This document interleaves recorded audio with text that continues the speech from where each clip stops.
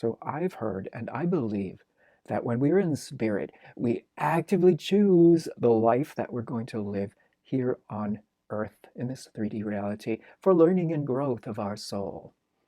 I found some really interesting information which adds to this theory that I have that my soul was given a choice between Edward and Mark Jacobs. First, to get you up to speed, here's a clip from Dr. Michael Newton, spiritual regressionist, about a soul choosing its next life. A life as a Tibetan monk and an American politician had been rejected in favor of the life as Jeremy, living in Australia as a musician. Ismuth put it this way: people need to identify with you more as Jeremy. Australia is a good choice. You can quietly get ready there. Okay, so this soul had three choices and chose the one that was most appropriate for its goals. I was given a choice between Edward and Mark Jacobs. There's a twist to the story that involves my sister. I had a sister, Mary, who was born before I was born and also died shortly after she was born. So she born and died before I was born. Listen to what Dolores Cannon discovered about this. This is something I have discovered in my work. Often, if a child dies at birth and another child is born shortly afterwards, usually within a year, it is the same soul or spirit. It has chosen to come to that family, and if the first attempt doesn't succeed, it will try again. So wait, did my sister Mary's soul reincarnate as me? My brain just exploded. Few notes before we go on about time and gender. Time in the spirit realm does not function as it does here on Earth. There are rules to living in the three-dimensional reality, and time is linear here. This happens, and this happens, and this happens, and this happens. In the spirit realm, time is more fluid. Souls that have passed away say it seems like a blink of an eye before 30 years later, their partner joins them in spirit. Time does not move the same way in spirit as it does here on earth. It's a tool for us to use. Gender as well. Souls are no gender and all genders.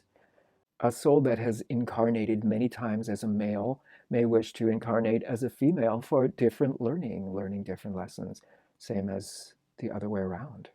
Female soul, always a female soul, may choose to incarnate as a male on Earth because you learn different things. With an open mind and curiosity and all this new information, I formulated this story that in my mind makes perfect sense about the soul that is currently using this as its vehicle here in 3D reality. A soul, powerful soul. You know that we are soul within a soul within a soul within a soul within a soul until we reach the ultimate soul, which is God or the universal energy or love or the power or source, whatever we call it, doesn't matter, it's all the same thing. So say this soul has a little bit too much of its spirit energy in there and comes into this body of this little girl who was named Mary. This powerful soul is not able to stay in this body. There's just too much power, too much. There's just too much. Soul is too much for this little baby girl body. So the soul returns to spirit and meets with a group of elder souls who go over a plan for the next incarnation. The soul has a lot of female energy, creativity, kindness, empathy, all the traits that are considered female, creation, creativity. That soul is going to come into a body again, but this time decides, hey, let's try male. I will learn something new by becoming a male instead of a female. I feel like I'm having a panic attack.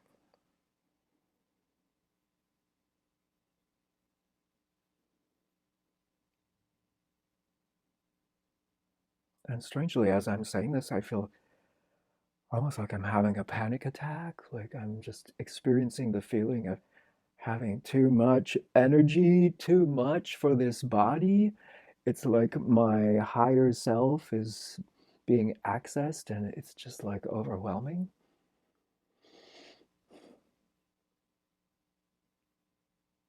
Anyway,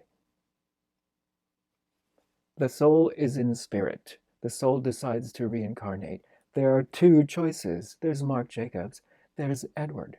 The soul is very creative and has an inclination toward the aesthetic and creative side of things, fashion design, for example. The soul is given the choice of Marc Jacobs or Edward, and the soul chooses both. Your soul can occupy two bodies. There is more than one version of you. This turns the whole belief in one soul, one body upside down. What else do you believe that may not be true?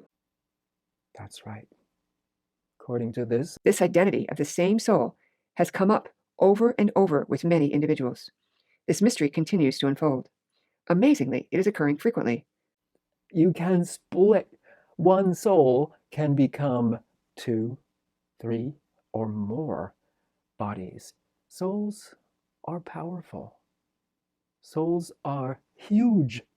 Souls are way bigger than this tiny little limited thing that we have here that grows old, that dies, that gets sick. The soul is so much more than this. So the soul has now become Marc Jacobs and Edward.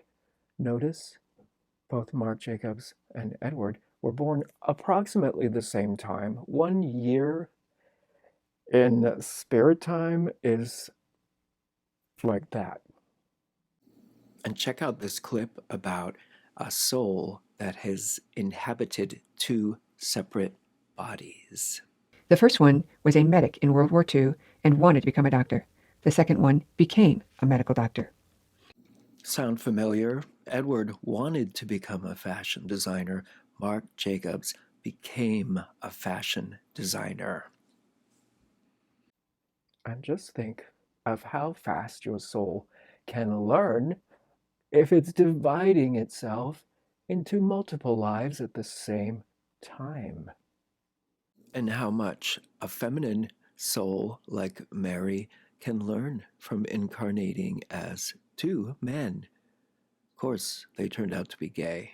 Of course. This stuff is fascinating. There's so much we don't know. We think we know everything, but we don't know everything. And as I'm having a panic attack here, I need to calm down. And yeah, that's all. What do you think your story is? Do you think that your soul divided itself and is living in 2 bodies or 3 bodies? Maybe soulmates. What if soulmates are actually the same soul? Your husband or your wife, you're part of the same soul. Have you ever felt like that? Like, we are one, we are 2 become 1. You have so much in common with somebody. Like you meet someone and they're your instant bestie. Maybe you're one soul. Does this make you uncomfortable? Does this make you feel weird? Yeah, it is a little weird. It gets to the point where we start to question, like, who are we? And you feel a little uncomfortable.